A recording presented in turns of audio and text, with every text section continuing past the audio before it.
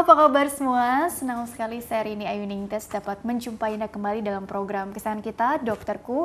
Disiarkan langsung dari studio El Sinta TV, 94,8 FM Fit Radio Bandung dan 95,7 FM Fit Radio Semarang. Seperti biasa, selama 1 jam ke depan, kami akan menyajikan informasi seputar kesehatan Anda. Dengan tema kali ini, mengenai waspadai penyakit gonorea dan komplikasinya pada fertilitas. Bagi Anda yang ingin tanya, silakan di 021 2520 36 atau bisa juga kirim pertanyaan ke email kami di dokterkuelsinta@yahoo.co.id. Anda juga bisa mendownload aplikasi El Sinta Mobile di Play Store milik Anda tentunya. Dan hari ini kita kehadiran dengan Dr. Lisdayanti SPOG. Beliau adalah dokter spesialis kebidanan dan kandungan dari Rumah Sakit Mitra Keluarga Gading Serpong. Kita sapa dulu Dr. Lisda yang sudah hadir di samping saya. Dr. Lisda, apa kabar? Baik. Alhamdulillah, kabar baik juga dari aku ya. Hari ini kita mau bahas seputar, terus terang aja nih, ini tema jarang dibahas gitu ya dok ya. Jadi wah seneng deh mau menggali ilmunya dokter nih kepada kita semua, khususnya buat teman-teman mungkin yang barangkali masih penasaran gitu, ini sebenarnya apa sih gitu ya. Waspadai penyakit gonorea dan komplikasinya pada fertilitas. Tak kenal maka tak sayang, maka sebetulnya apa sih penyakit gonorea itu? Artinya bukan berarti kita ini ya artinya buat pencegahan atau mungkin mudah-mudahan teman-teman luar sana tuh kenali gejalanya sehingga kalaupun memang ada masalahnya bisa langsung dilakukan pengobatan sampai tuntas gitu ya dok ya. Apa sih penyakit gonorea ini begitu dokter? Nah, penyakit gonorea ini sering kita kenal dengan penyakit kencing nanah. adalah penyakit infeksi yang ditularkan melalui hubungan seksual dan termasuk penyakit menular seksual. Tentu saja menyerang organ, terutama menyerang organ seksual, tapi bila tidak diobati dengan baik, infeksi tersebut bisa menyerang ke organ tubuh yang lain. Oke, jadi itu simpelnya ini adalah penyakit yang ciri-cirinya itu pada saat berkemih itu bernanah begitu dok ya? Jadi dengan ciri-cirinya biasanya gejalanya adalah kalau untuk di pasangan laki-laki biasanya keluhannya itu adalah rasa nyeri pada saat berkemih, kemudian radang, ada radang pada daerah kelamin dan disertai sekret atau cairan seperti nanah. Aduh, kalau membayangkannya secara visual tuh, kok serem ya. Ini artinya perempuan juga begitu ciri-ciri atau gejalanya? Pada perempuan dok? Biasanya gejalanya terkadang tidak terlalu spesifik seperti pada laki-laki. Karena keluhannya biasanya berupa keputihan juga, keputihan yang warnanya seperti nanah biasanya. Dan gangguan berkemih? Gangguan berkemih tidak terlalu. Kalau pada perempuan biasanya keluhannya adalah di keputihan atau nyeri di perut bawah organ reproduksi bagian dalam. Gitu. Atau juga bisa disertai dengan rasa nyeri pada saat berhubungan. Nyeri panggul dan lain-lain nyeri juga. Panggul, ya. Saat nyerinya ini sendiri perlu dibedakan ya dengan kram perut saat haid gitu. Ini beda ya dok ya? Beda lagi. Kalau nyeri panggul pada infeksi seperti ini biasanya tidak berkaitan dengan siklus haid. Biasanya kalau nyeri yang berkaitan dengan siklus haid itu kita harus cari tahu penyebab lainnya. Oke, jadi sebenarnya ini bisa dibilang penyakit yang akut atau bisa kronik juga atau bagaimana? Karena kalau dilihat dari penyebabnya ini apa sih? Apa kuman, apa-apa gitu ya dok ya? Jadi penyakit gonorea ini disebabkan oleh kuman, Neisseria gonorrhea. Itu jenis bakteri yang ditularkan melalui hubungan seksual, terus kemudian bisa akut, bisa juga kronis. Akut biasanya terjadi pada periode 2-7 hari setelah exposure atau setelah terpapar. Oh, ada masa-masa itunya juga ya? Biasanya. Dan tapi kalau bila tidak diobati, ini bisa menjadi penyakit kronis dan bisa menyerang organ lain, seperti sendi, seperti pada nyeri tulang, macam-macam ya ke organ-organ lain. Nah, salah satunya komplikasinya ini yang dikhawatirkan adalah ke fertilitas, gitu ya. Artinya jadi sulit hamil tuh kan orang bilangnya seperti itu begitu ya dok ya. Iya, memang infeksi gonorea itu biasanya biasanya ditemani oleh infeksi yang lain. Contohnya seperti chlamydia, infeksi chlamydia, di mana pada pasien yang menderita penyakit gonoria, kita harus juga melakukan screening. Kita evaluasi apakah adanya penyakit ikutan yang lain. Bisa ada kawan-kawannya juga. Termasuk salah satunya misalnya HIV atau hepatitis B, hepatitis C, sifilis, atau maupun infeksi lainnya. Nah, untuk itu screening pada pasien yang kita duga, kita curigai terinfeksi gonoria, kita juga ikut melakukan screening terhadap penyakit infeksi yang lain yang bisa juga ditularkan melalui hubungan seksual. Gitu. Untuk masalah kefertilitas sendiri itu bisa menyerang kepada pihak laki-laki maupun juga ke perempuan. Memang kalau untuk laki-laki efeknya masih belum terlalu jelas, tapi selain menyebabkan uretritis atau radang pada saluran kemih, bisa juga menyerang ke daerah buah sakar. Ya, kalau untuk perempuan infeksi biasanya awalnya itu berupa cervicitis atau radang atau inflamasi pada serviks atau kita sebut dengan leher rahim atau mulut rahim. Namun infeksi ini bila tidak diobati, infeksi ini pun bisa naik ke organ reproduksi bagian dalam ke atas, seperti rongga rahim, dinding rahim yang kita sebut dengan endometritis, dan bisa juga menginfeksi saluran telur atau tuba fallopiae dari organ reproduksi dalam. Nah, infeksi pada saluran tuba fallopiae atau saluran telur itu akan menyebabkan rusaknya mikrosilia yang ada di saluran telur, sehingga akhirnya bahkan bisa menyebabkan nekrosis di saluran telur sendiri. Nah, hal itu akan menyebabkan sumbatan permanen dari saluran tuba. Iya, nah itu sulit untuk diperbaiki. Nah, itulah sebabnya hal itu yang menyebabkan masalah fertilitas pada pasien dengan infeksi gonoria. Karena biasanya gonoria itu juga bisa berbarengan dengan infeksi chlamydia. Chlamydia itulah yang juga bisa menyebabkan kerusakan saluran telur. Tapi ada nggak yang tidak bergejala sama sekali ya? Kalau tadi kan ada gejalanya, otomatis yang perempuan nih langsung cari tahu ke dokter gitu ya, karena kan khawatir juga dong, apalagi kalau gejalanya cukup panjang, kronik tadi gitu ya. Tapi kalau katakanlah daya tahan tubuhnya ini cukup kuat gitu ya, terus orangnya juga tidak terlalu memperhatikan gitu ya, itu bisa nggak di awal tuh memang tidak ada gejala yang khas atau pada sebagian kasus sehingga ya khawatirnya sudah komplikasi aja begitu dok? Bisa saja karena kuman Neisseria gonorrhea-nya ini pun ada beberapa jenis yang tingkat virulensinya, tingkat menjangkit si tubuhnya ini berat. Jadi kadang-kadang ada yang virulensinya nggak terlalu tinggi, gejalanya juga tidak spesifik, begitu. Atau mungkin pasien biasanya mengeluh keputihan yang kemudian dianggap biasa, diabaikan, gitu.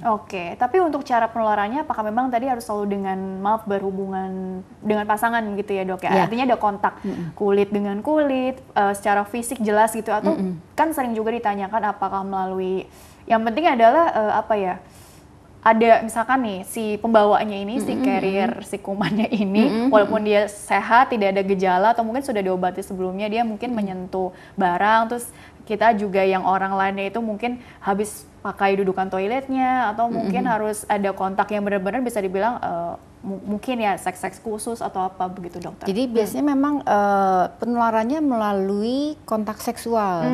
Jadi kumannya itu masuk juga melalui mukosa di saluran, mukosa di saluran. Misalnya ada perlukaan.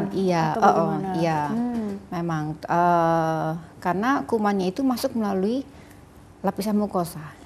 Begitu. Jadi ya, memang diperlukan kontak seksual. Dan sampai timbul gejala bisa tadi perjalanan cukup panjang juga ya dok, seperti virus masuk ada masa inkubasinya begitu ya. Kalau untuk akutnya sekitar 2-7 hari untuk gonoria.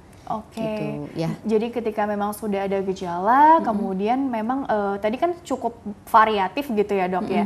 Itu kak ketika sudah seperti itu memang harus segera dicari tahu dong penyebabnya apa supaya dapat penanganan yang khusus. Karena kalau dibiarkan, khawatirnya tadi komplikasinya bisa menyumbat tuba falopi lah, yang permanen bahkan atau apa begitu ya dok ya. Oke, itu pada perempuan. Tapi kalau untuk pria nih biasanya mengganggu kualitas dari si spermanya juga atau bagaimana? Karena tadi kan perempuan kan sel telurnya nih terganggu. Kalau untuk laki-laki bagaimana? Biasa dikonsulkan kemana sih kan? Pasti bukan ke OB-nya dong. Kalau laki-laki bisa juga mengganggu kesuburan dengan infeksi. Seperti diketahui, infeksi gonoria juga bisa disertai oleh infeksi yang lain.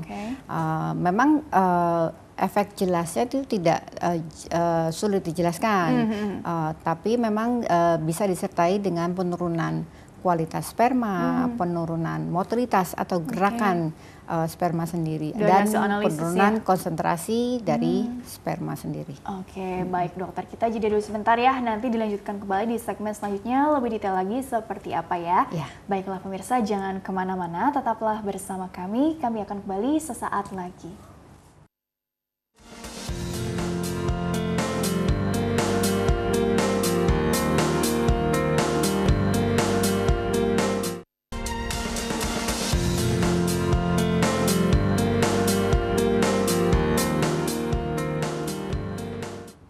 Ya pemirsa, terima kasih Anda masih bersama kami di program Dokterku, masih membahas mengenai waspadai penyakit gonorea dan komplikasinya pada fertilitas. Bersama dengan Dr. Lisdayanti SPOG, beliau adalah dokter spesialis kebidanan dan kandungan dari Rumah Sakit Mitra Keluarga Gading Serpong. Dan Dr. Lisda dilanjutkan kembali ya, mengenai tadi sih agak serem juga ya, atau serem banget ya menurut aku ya.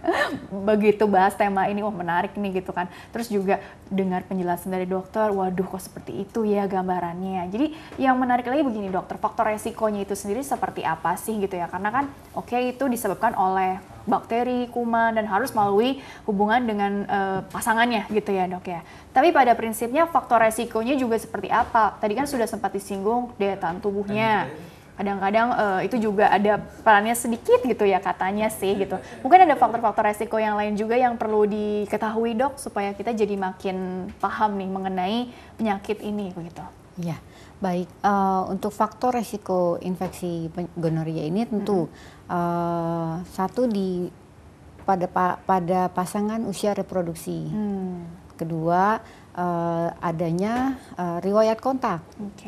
Ya, faktor resikonya adalah ya pada pasangan yang suka berganti-ganti pasangan seksual.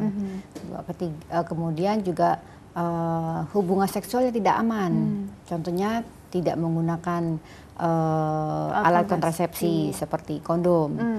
Kemudian yang lainnya adalah riwayat hubungan seksual dengan pasangan seksual kita yang beresiko. Beresiko terkena infeksi itu. Jadi lebih dilihat dari lifestyle-nya si pasien itu begitu ya dok ya.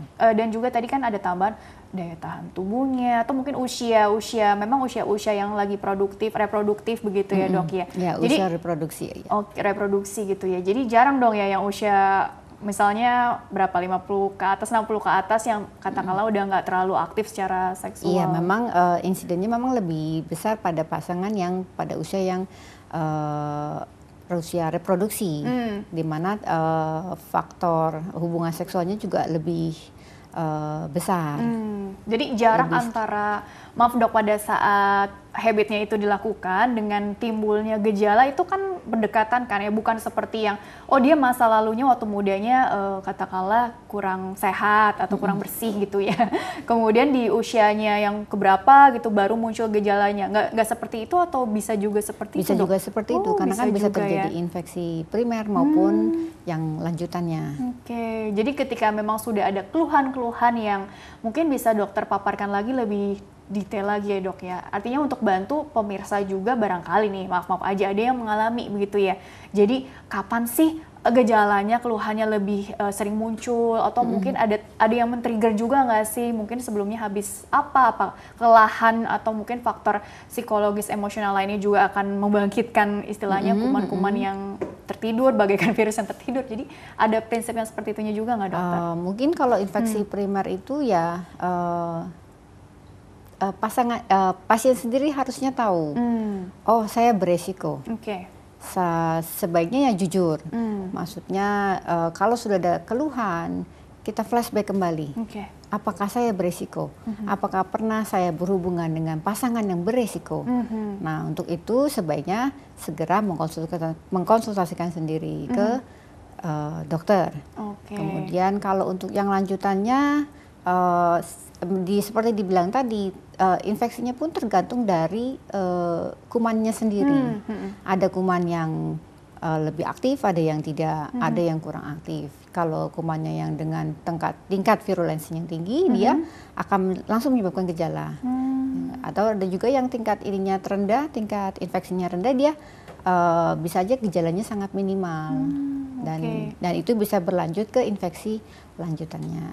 Makanya tadi penting juga keterbukaan dengan pasangan gitu ya, seperti ini aku beresiko nggak sih, kamu beresiko nggak sih, karena itu kan tadi menular itu seperti pingpong juga ya dok ya. Jadi kan harus betul-betul diperhatikan. Dan untuk pasien sendiri, ya saya bilang seperti sebelumnya, berusaha jujur terhadap diri sendiri dan akui memang saya beresiko terkena infeksi ini, dan apabila gejala klinisnya sudah keluar dan sudah diperiksakan ke dokter dan dokter mengatakan iya, sebaiknya pasangannya pun ikut diobati. Betul. Karena juga, supaya jangan terjadi pingpong. Jadi nanti kalau yang satu sembuh, pasangan yang lainnya belum sembuh, hubungan seksual terinfeksi lagi. Iya, terus-terus aja seperti itu. Lempar-lemparan bola dong seperti itu. Tapi berarti kalau ada keluhan yang tadi sudah tergambarkan ya, berarti termasuk juga ini logikanya berarti apa, demam juga, nafsu makan juga nggak bagus juga, karena kan itu kan ibaratnya kalau tidak ketahuan, atau terlambat didiagnosa begitu ya dok, itu juga seperti nih orang menganggapnya akan lagi musim juga nih, common cold aja atau mungkin influenza atau apa, karena kan mirip-mirip juga gejala penyerta lainnya dokter. Jadi kalau infeksi gonorea lokal di dekat daerah kelamin yang saya bilang tadi, kalau untuk perempuan keputihan, terus nyeri pada saat berhubungan, terus nyeri pada perut bawah. Kalau untuk laki-laki biasanya akutnya adalah tadi kencing bernanah, terus nyeri pada saat berkemih, kemudian ada radang atau kemerahan di daerah kelamin. Nah, kalau untuk infeksi pada perempuan yang sudah lebih naik ke atas, ke organ reproduksi dalamnya, itu bisa menyebabkan infeksi radang panggul atau pelvic inflammatory disease. Nah, itu bisa disertai dengan demam, nyeri yang berulang-ulang, yang tidak berkaitan dengan siklus haid, kemudian rasa nyeri pada saat hubungannya akan lebih dominan, dan kadang-kadang kalau sampai sudah terjadi pembentukan nanah atau abses pada organ reproduksi dalam di saluran tuba maupun indung telur, kadang-kadang kita harus memerlukan terapi pembedahan. Udah berat tuh operasi. Iya, di mana kita harus mengangkat organ yang sudah terinfeksi untuk supaya penyembuhannya akan lebih baik.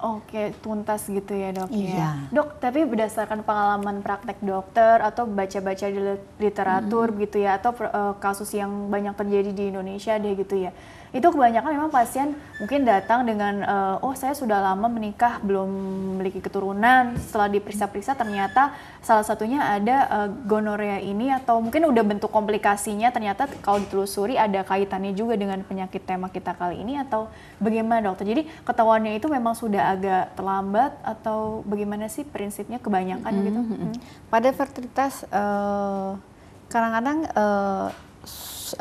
untuk diagnosis gonorea ini kan kita bisa lakukan dengan swab atau kultur yang untuk mengetahui kuman apa sih yang menyebabkan hal ini.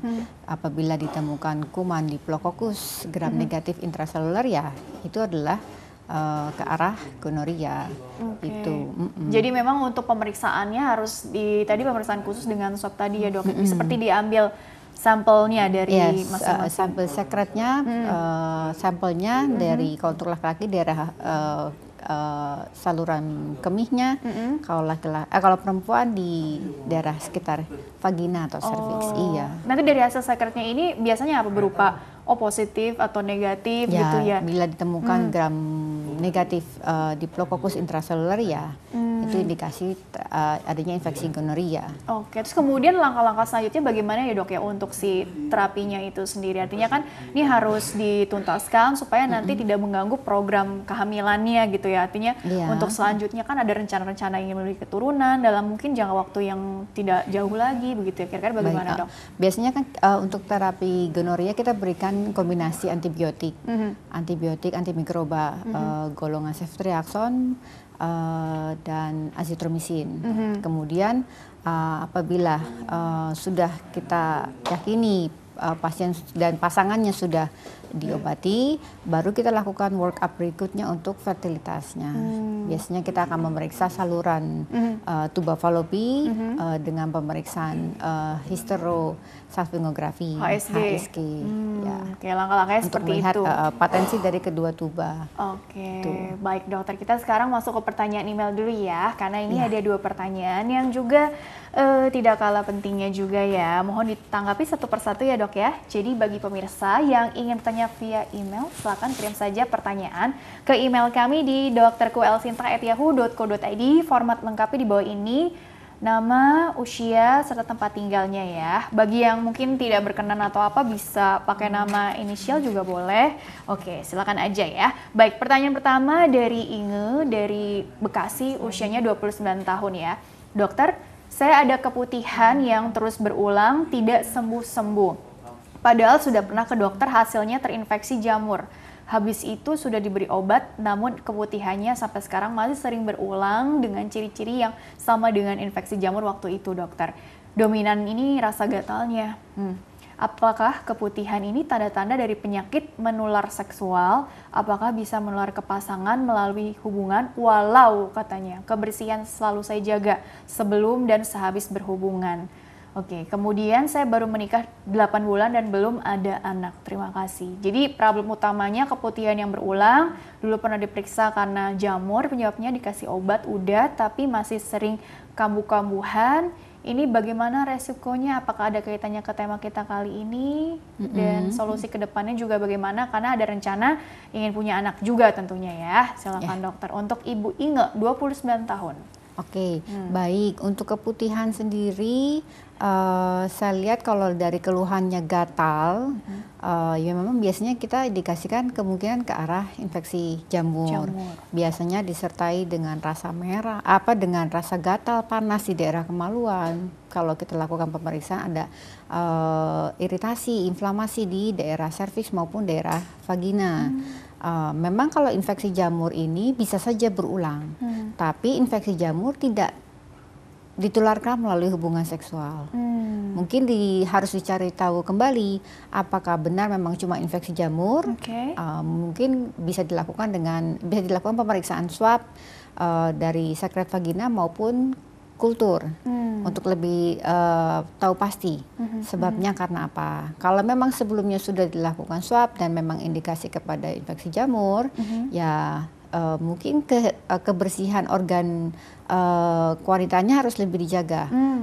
Terutama harus dihindari pemakaian larutan cairan antiseptik yang berlebihan di daerah kemaluan. Yang berlebihan. Ya, karena apa? Cairan pembersih antiseptik itu bisa menyebabkan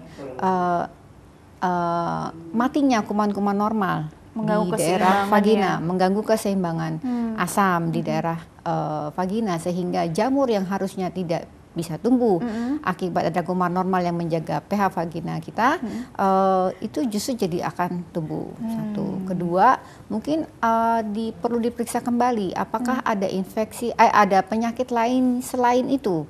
Pada pasien dengan misalnya dengan obesitas, pasien dengan diabetes mellitus atau kencing manis, itu pun rentan terinfeksi infeksi jamur jadi atau kompleks Candida. nih ya. Iya. Jangan-jangan ada masalah ke arah situ juga Iya. gitu ya. Dan pastikan untuk daerah kemaluan itu untuk selalu kering. Hindari kelembaban gitu ya. kelembapan yang berlebihan. Oke. Gitu. Tapi untuk yang ini menular nggak sih kalau jamur ke pasangan? Tapi dipastikan dulu ya ini karena memang jamurnya yang tadi berulang terus atau mungkin ada penyebab lainnya juga yang perlu dicari tahu ya. Karena kan tadi kan untuk kasus gonorea sendiri kan juga ada penyebab yang lain juga dari chlamydia atau apa gitu ya dok ya. Perlu dicari tahu lebih detail lagi seperti apa. Memang ada baiknya langsung ke dokter langsung ya dok ya. Kalau sudah seperti ini Bu Inge. Baiklah, mudah-mudahan tadi jawabannya sudah sangat membantu ya. Pertanyaan selanjutnya dari Ibu Tia, 26 tahun dari Jakarta. Dokter, saya belakangan ini sering nyeri pinggang belakang. Apakah itu gejala radang panggul ya? Karena siklus haid saya juga nggak teratur dok. Sering keputihan tapi warnanya bening nih. Pada saat tidak haid sekalipun sering keputihan. Kalau lagi nggak haid, kadang perut juga suka kerasa kram perut.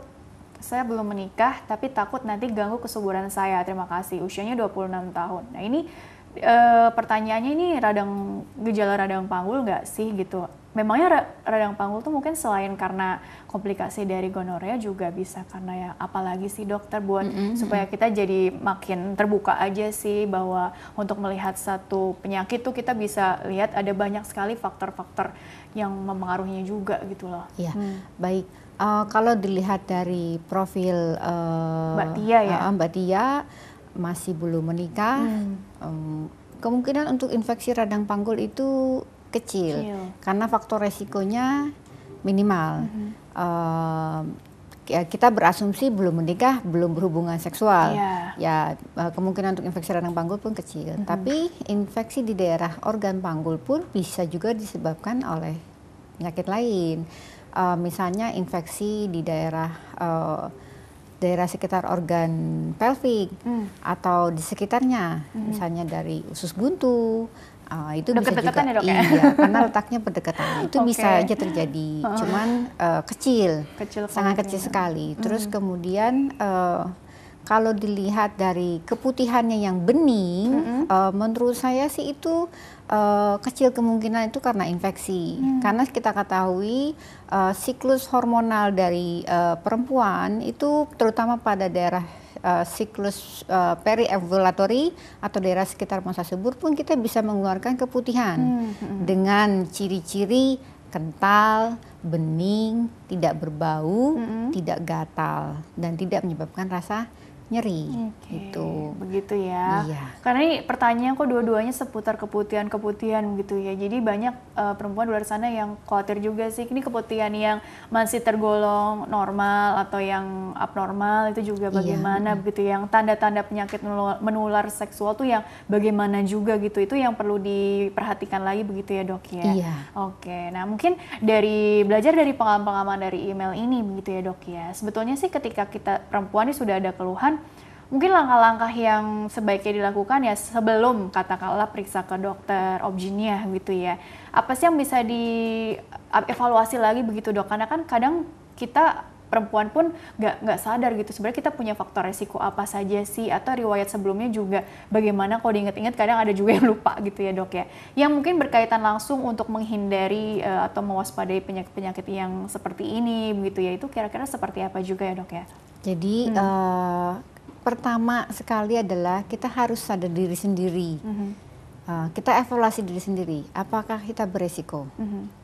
Karena sangat kecil kemungkinan kita terinfeksi penyakit menular seksual kalau kita tidak perilaku seksual kita tidak sesuai.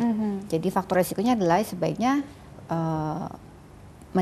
berhubungan seksual dengan satu pasangan, tidak berganti-ganti pasangan, atau kalau kita beresiko gunakan kontrasepsi seperti kondom. Kemudian apabila kita tahu kita sudah beresiko dan terjadi gejala, obati secepat mungkin. Tadi mengenai pengobatan itu sendiri memakan waktu berapa lama sih dok? Katakanlah dia juga ada rencana hamil dalam waktu dekat, terus juga dikasih jeda berapa lama sih? Dan cara taunya ini benar-benar sudah artinya bersih, udah tuntas, baik itu mungkin gejala lokalnya udah mereda atau gejala yang non lokalnya juga udah berkurang gitu ya, dan siap untuk program gitu ya, itu juga bagaimana itu dokter melihat keberhasilan dari treatmentnya gitu ya, karena kan baru dengar penyakit menular seksual aja kan biasanya orang-orang udah, aduh bagaimana nih, apakah saya sudah benar-benar sembuh gitu kan, pasti pertanyaannya seperti itu, aman nggak nanti untuk kehamilan itu sendiri begitu? Memang untuk penyakit gonorea ini bisa diobati, asalkan pasangan seksualnya diobati. Dua-duanya diobati. Ya. Dengan meredanya gejala, terus dengan ya terutama gejalanya yang berkurang atau menghilang atau sudah sembuh, ya kapanpun siap untuk work up untuk fertilitas, untuk masalah pengusahakan kehamilan. Hamil spontan alami gitu ya. Memang biasanya kita berikan waktu untuk kita sebut infertilitas sendiri kan kita pasangan itu harus melalui tahap waktu kurang lebih 1 tahun dengan frekuensi hubungan seksual yang teratur. Ada kriterianya ya? Iya, ada kriterianya. Memang kalau misalnya kehamilan alami spontan tidak terjadi dalam kurun waktu sekitar 1 tahun, baru kita lakukan work up. Gitu. Apakah ada faktor lain yang bisa menyebabkan ketidaksuburan itu? Iya, jadi nggak terfokus hanya satu aspek aja ya, tapi dicari tahu supaya disingkirkan segala kemungkinan yang lainnya juga begitu ya. Berarti obatnya ini lebih ke antibiotik ya dok ya? Antibiotik. Diminum sampai kurun waktu berapa lama? Antibiotiknya kita berikan 1 injeksi dan 1 lagi minum oral. Kita berikan azitromisin kurang lebih 1 gram dosis tunggal, atau kita berikan ceftriaxone injeksi di otot intramuskular 1 gram. Kemudian setelah itu ada follow up-nya lagi nggak? Artinya pemeriksaan ulang lagi gitu ya untuk memastikan bahwa ini memang bakterinya sendiri udah mulai berkurang atau apa katakanlah. Kemudian juga untuk modifikasi lifestyle-nya juga barangkali yang perlu diperhatikan faktor mungkin kebersihannya yang perlu diedukasikan juga selama masa treatment itu, agar artinya bisa dibilang ini udah benar-benar ya tadi clear dan ya udah bersih lah, ibaratnya seperti apa? Memang kalau dalam masa penyembuhan kita anjurkan tidak berhubungan dulu. Saya anjurkan biasanya tidak berhubungan untuk memastikan kedua pasangan tidak bersih, ada yang tertular juga gitu ya. Sudah sembuh, ya bisa dilakukan pemeriksaan ulang, swab ulang, atau ya swab ulang di sekret vagina atau sekret di daerah serviks maupun di daerah saluran kelamin pada laki-laki. Jadi itu ya. Jadi yang perlu diperhatikan kan tidak berhubungan dulu dan obatnya diminum bukan diminum ya, diinjeksi tadi. Injeksi dan diminum. Dan juga jangan lupa juga jaga kebersihannya. Intinya prinsip secara umum juga dijaga juga nutrisinya segala macam supaya kuat dari dalamnya juga gitu ya dok ya. Oke dokter, kita jeda dulu sebentar. Nanti dilanjutkan di segmen terakhir sekaligus closing statement dari dokter. Mungkin lebih ke bagaimana mencegahnya juga begitu ya dok ya. Baiklah pemirsa, jangan kemana-mana, tetaplah bersama kami. Kami akan kembali sesaat lagi.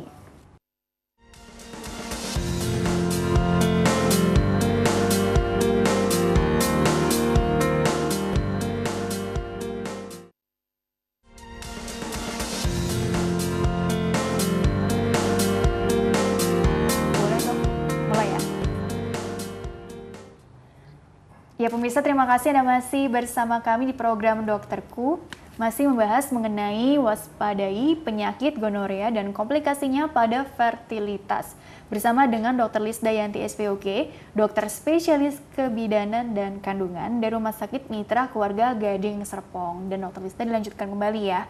Sebelum ke kesimpulannya, jadi aku mau langsung tanya nih seputar pencegahan ya. Pencegahan itu sebenarnya kan tadi lebih ke pengendalian faktor resikonya dong. Kira-kira apa yang perlu dokter edukasikan khususnya mungkin bagi teman-teman yang barangkali gitu ya, yang di usia-usia yang tadi reproduktif, terus kemudian juga mungkin ada rencana mau menikah, ada baiknya nggak sih dilakukan pemeriksaan juga biar tahu resiko masing-masing gitu ya, sehingga nanti kalaupun sudah menikah langsung program punya anak, artinya atau mungkin hamil alami gitu nggak ada masalah apa-apa ke depannya. Kira-kira seperti apa dokter? Jadi untuk pencegahan saya sarankan lakukan hubungan seksual yang aman dan pada saat yang tepat dan pada pasangan yang tepat. Ya, karena hindari hubungan seksual di luar pernikahan. Kemudian hubungan seksual pada satu pasangan dan ketiga kalau memang kita sudah beresiko, sadari dan obati, gitu. Terus untuk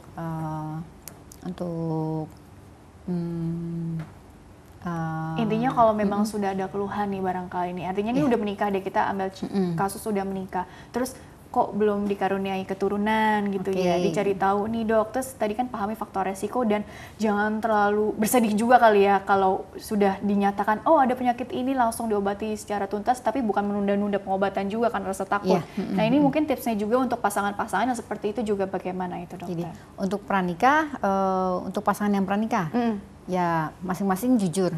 Betul. Apakah kita beresiko? Ini ditarik lagi ke belakang nih ya, sebelum kalau menikah beresiko, nih.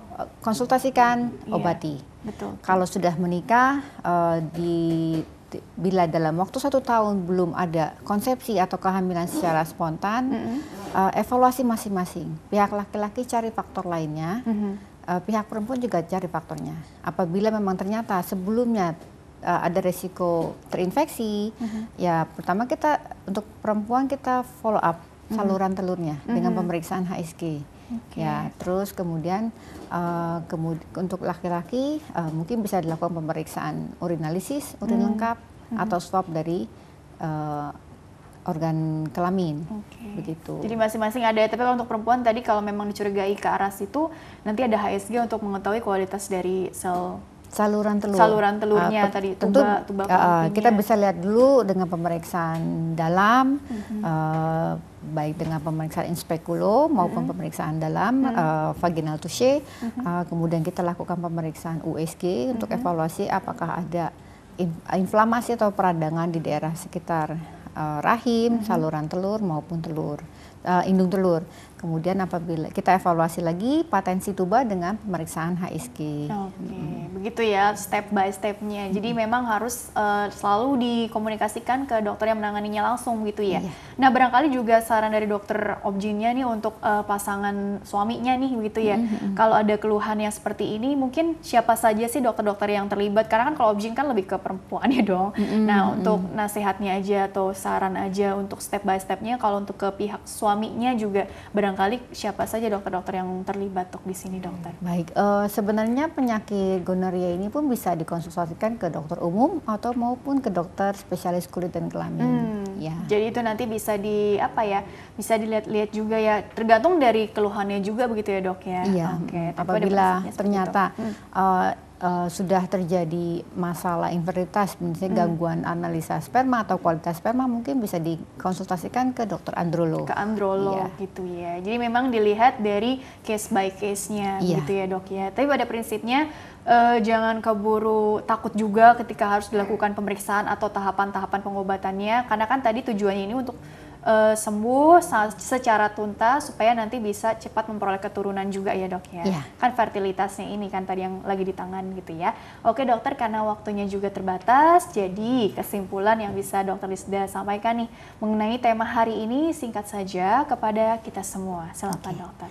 Baik, sebagai kesimpulan saya sarankan hindari faktor resiko, hubungan seksual dengan pasangan yang tepat, dengan